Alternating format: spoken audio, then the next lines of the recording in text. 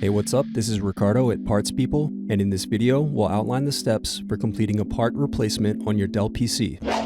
Visit our website and use this coupon for a 5% off discount.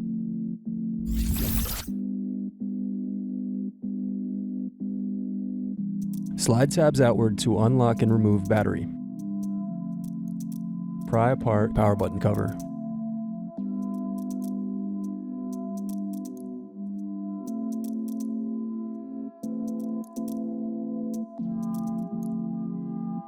Next, disconnect and remove Bluetooth card.